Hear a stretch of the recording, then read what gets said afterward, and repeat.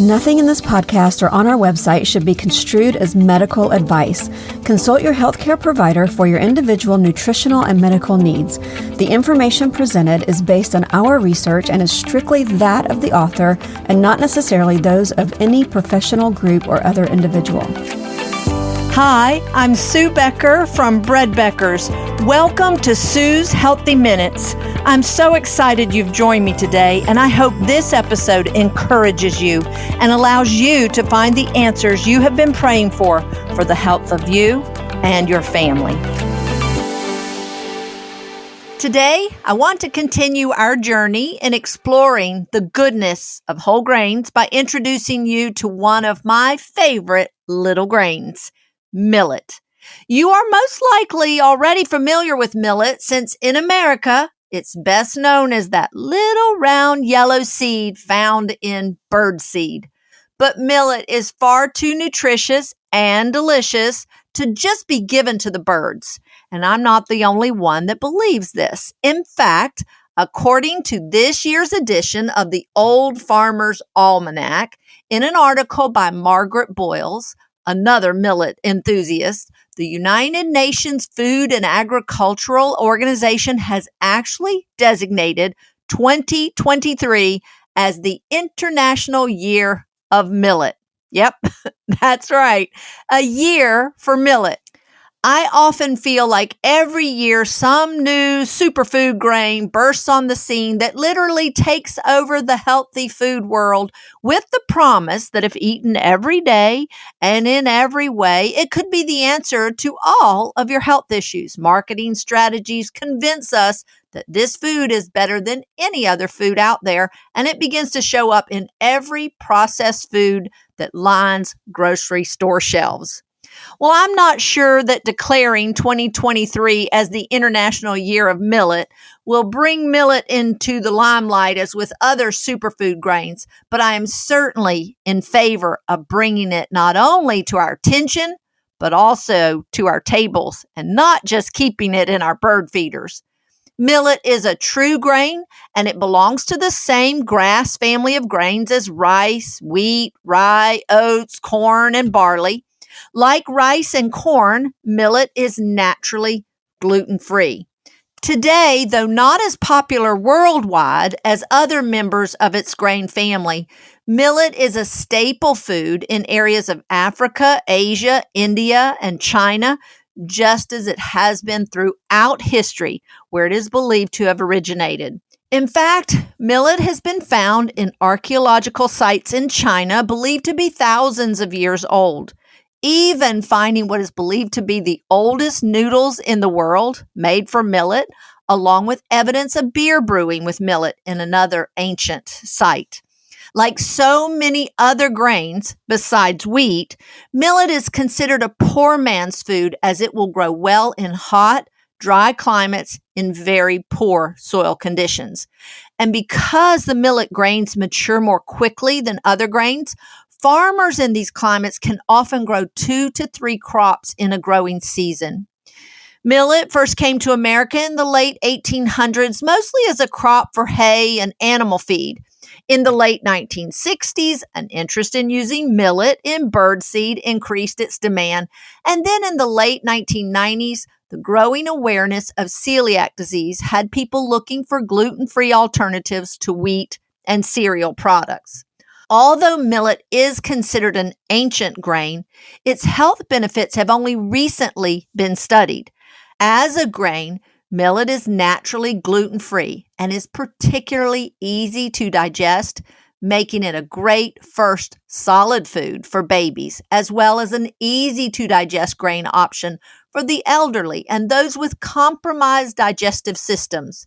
Millet is considered by some to be the least allergenic of all grains. Like most grains, millet is high in fiber and good for your gut, as well as food for your good gut organisms.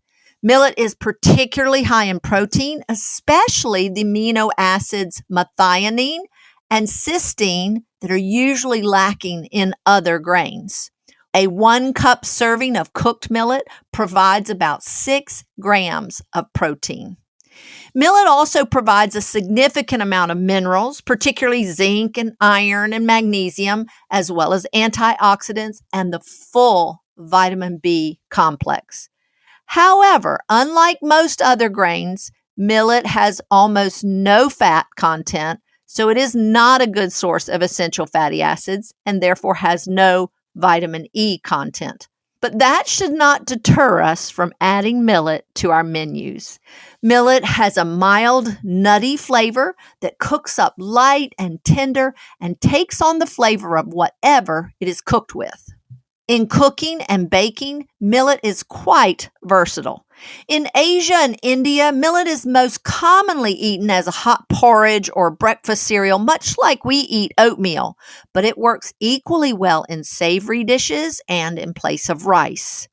In her book, Whole Grains, Every Day, Every Way, Lorna Sass gives 3 recommendations for cooking millet: for fluffy millet, sticky millet, and creamy millet. Unfortunately, this book is now out of print, but you can find the directions on our website, breadbeckers.com, under articles about millet. I will put the direct link in this podcast description. I will also include the link to one of my favorite millet recipes, millet mac and cheese. It is a creamy, delicious dish that is so easy to put together. Definitely not low fat, but everyone who tasted it hot from the oven thought it was a traditional pasta mac and cheese. You might also want to check out Maria Speck's recipe for ricotta millet pudding with warm raspberry compote from her book, Ancient Grains for Modern Meals. This is one of my all-time favorite grain cookbooks. This book is not only beautiful, but also filled with delicious recipes for a variety of grains, using the grains in their whole form, as in this millet pudding, as well as using the grains milled into flour for baking. You can find Ancient Grains for Modern Meals on our website, breadbeckers.com. I've also included the direct link to the book in today's podcast description. These and more are great ways to use millet as a boiled grain. But millet can also be ground into flour and added to other flours to use in baking. Millet can also be coarse ground and substituted for corn in grits or polenta. Millet can even be popped and enjoyed like popcorn.